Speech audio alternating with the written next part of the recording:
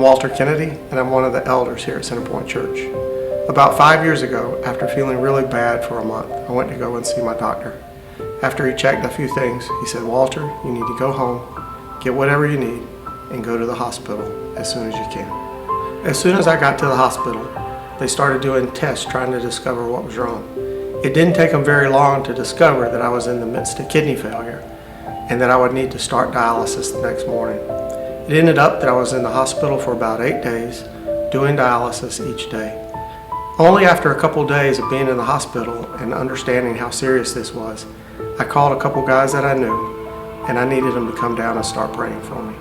I got a call from my friend Walter. He was in the hospital with kidney failure. And so right away I went down there to talk to him, and listening to him, he asked me if I'd get some guys from the church and to come down and anoint him with oil and pray over him.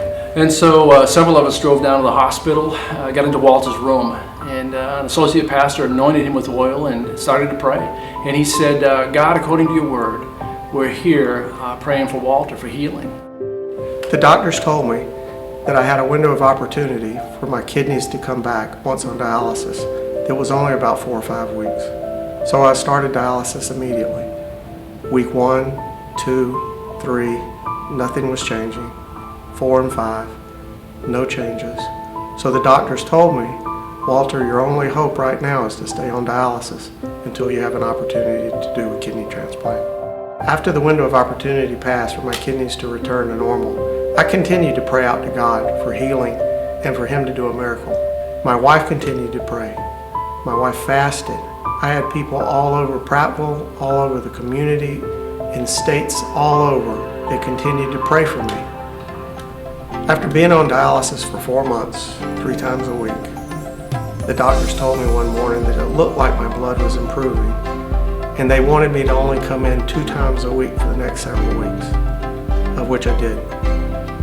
And then one morning I got a call from the doctors to say that I didn't have to do dialysis anymore. It was on May 7th. I remember that day because May 7th is my wife's birthday.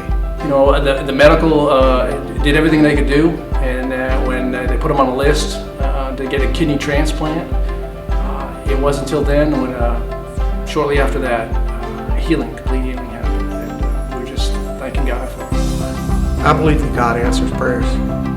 The opportunity for my kidneys to come back was well beyond what anybody ever thought was possible. And I believe that God answers prayers, and that we should never stop praying, we should never stop believing, and that we serve an all-powerful God.